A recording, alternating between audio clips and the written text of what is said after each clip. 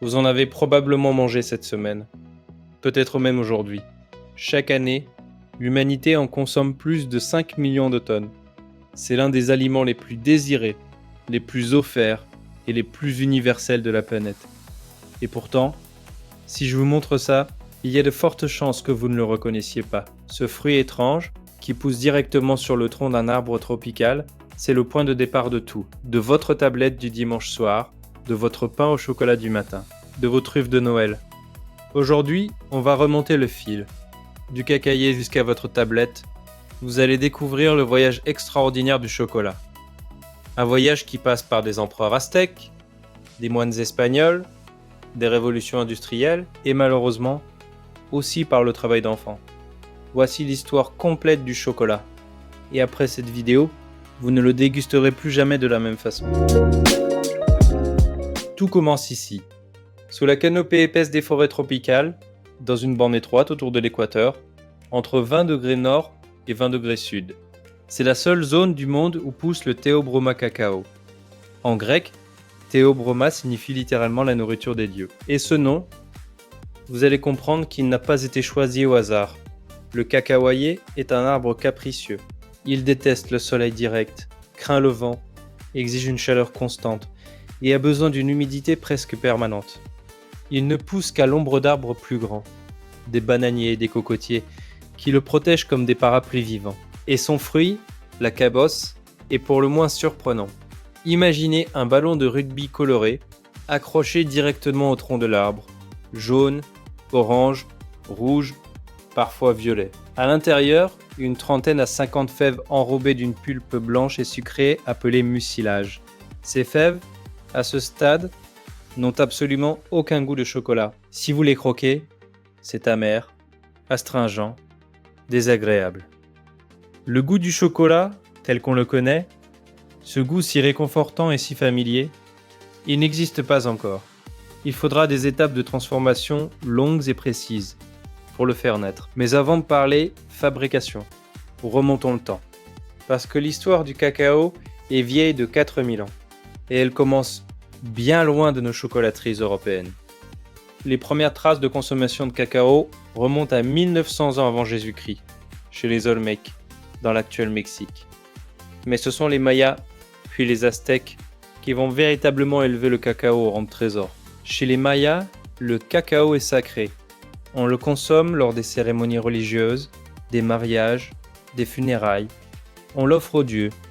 On le boit sous forme d'une boisson épaisse, mousseuse, mélangée à de l'eau, du piment, de la vanille et parfois du maïs. Rien à voir avec notre chocolat chaud du dimanche. C'est amer, épicé, puissant.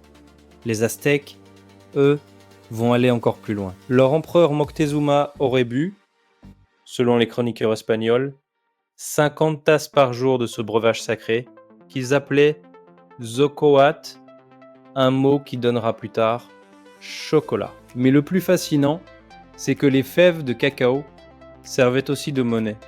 On payait ses impôts en fèves. On achetait un esclave pour 100 fèves.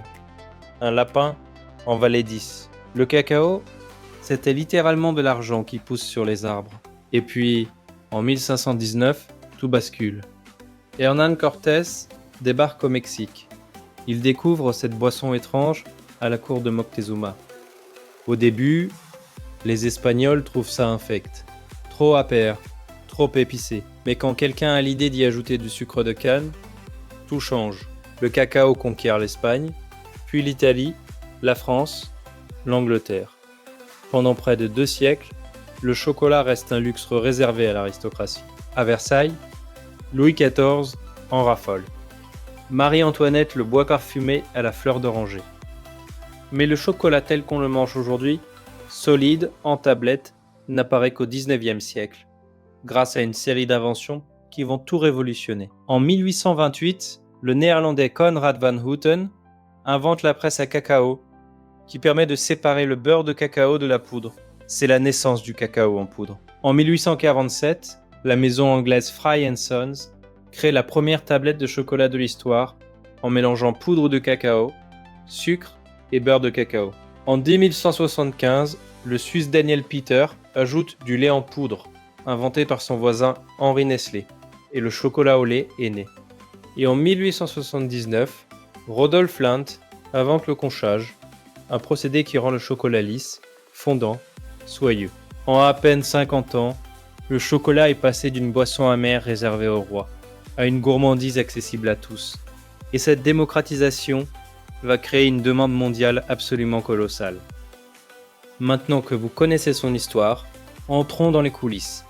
Comment passe-t-on concrètement d'un fruit tropical bizarre à un carré de chocolat fondant ?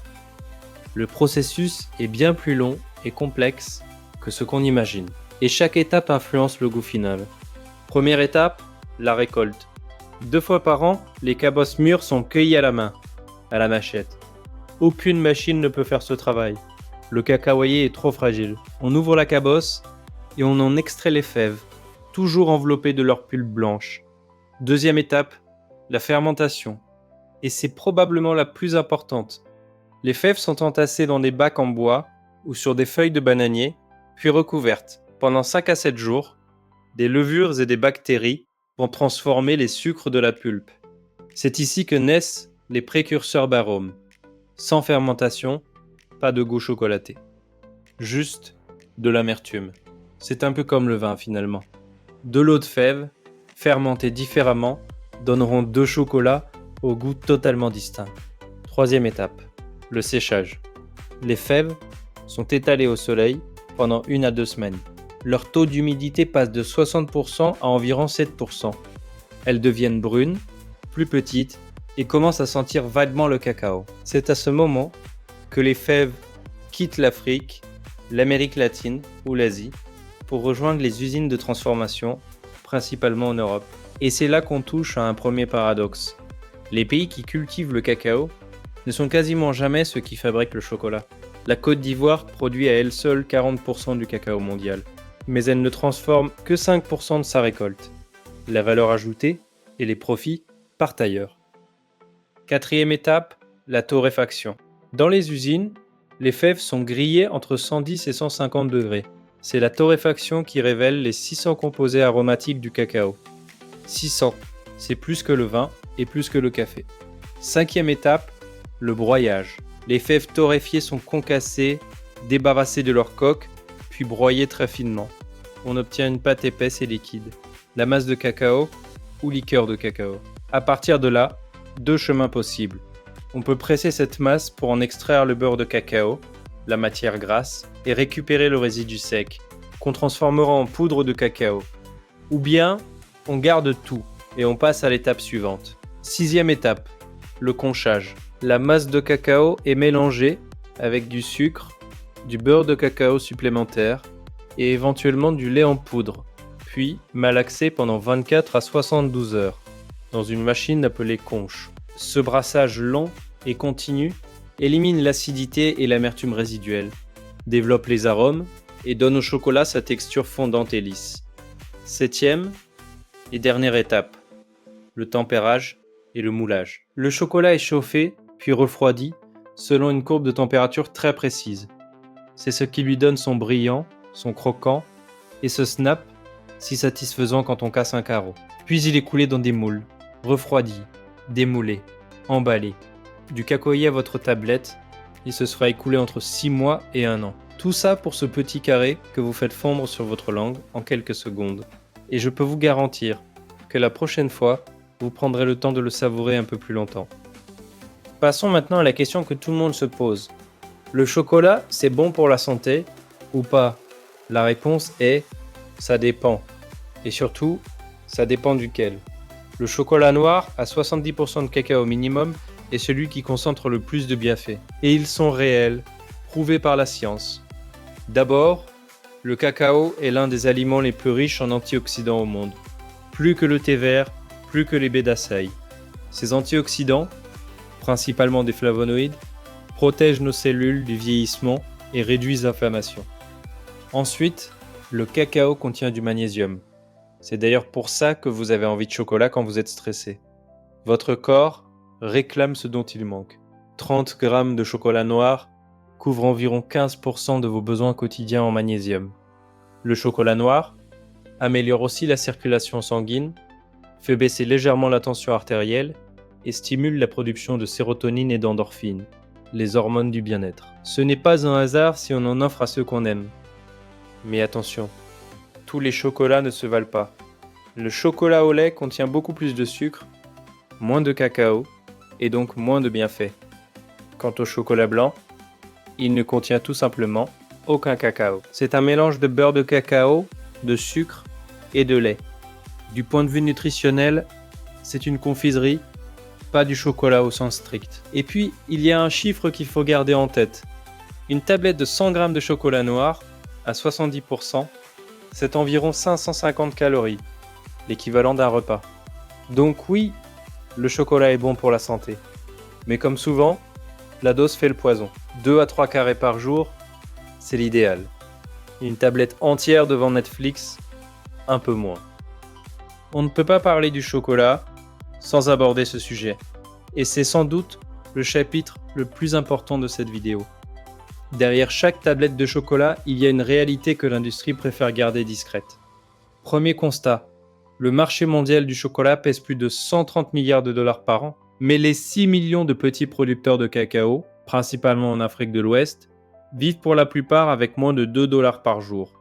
Un producteur ivoirien ne gagne qu'environ 6% du prix final d'une tablette. Deuxième constat est le plus douloureux, le travail des enfants.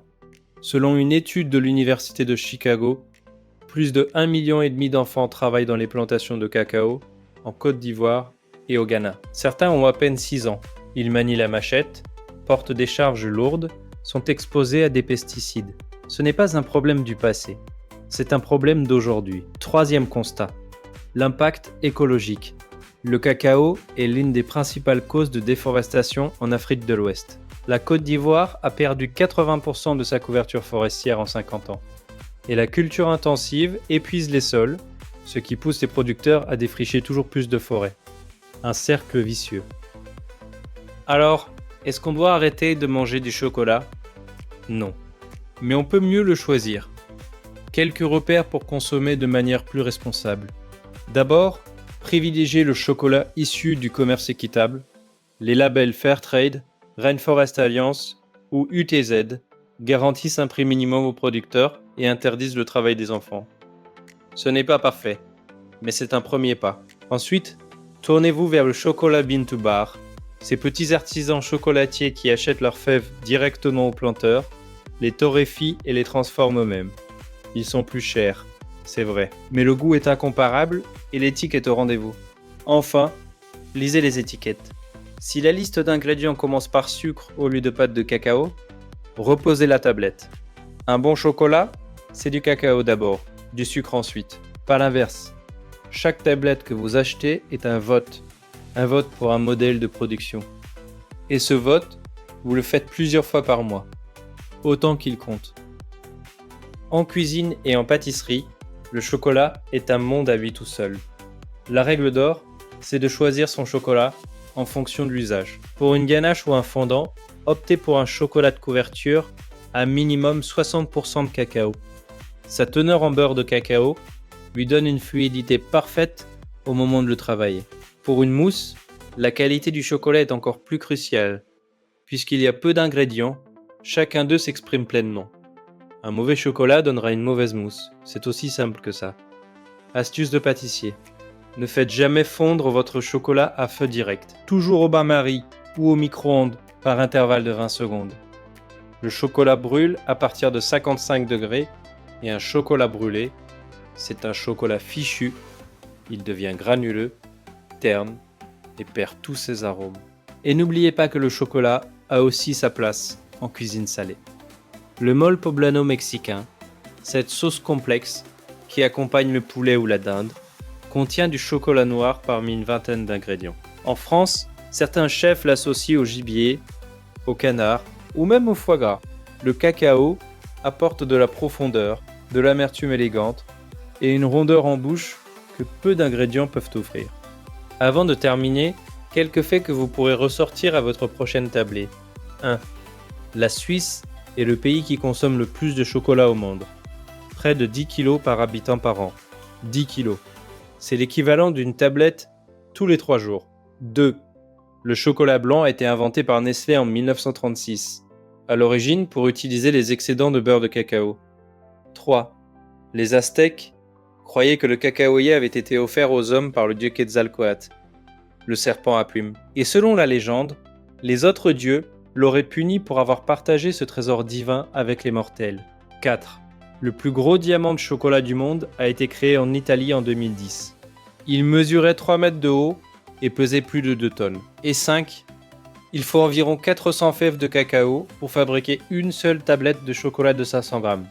400 fèves extraites, fermentées, séchées, torréfiées, broyées, conchées, tempérées. Tout ça dans vos mains, pour quelques euros. Le chocolat, c'est un paradoxe. C'est à la fois un plaisir simple, un carré qui fond sur la langue et l'un des produits les plus complexes que l'humanité ait jamais créé. Son voyage, du tronc d'un arbre tropical jusqu'à votre bouche, traverse des continents, des siècles et des centaines de mains. C'est un aliment qui a été monnaie, médicament, offrande aux dieux, symbole d'amour et moteur d'une industrie de 100 milliards de dollars. Et derrière chaque tablette, il y a l'histoire d'un producteur, quelque part sous les tropiques, qui espère que son travail soit un jour justement récompensé. La prochaine fois que vous déplierez le papier d'une tablette, prenez une seconde, regardez-la, sentez-la, cassez un carreau et écoutez le snap, puis laissez-le fondre lentement, parce que maintenant, vous savez tout ce qu'il a fallu pour en arriver là. Si cette vidéo vous a plu, dites-moi en commentaire, vous êtes plutôt chocolat noir, au lait ou blanc? Et si vous voulez découvrir les secrets d'un autre ingrédient, abonnez-vous. Ici, sur Graines de Savoir, on explore l'extraordinaire dans l'ordinaire. Un grain de savoir par jour, et vous ne verrez plus jamais votre assiette de la même façon.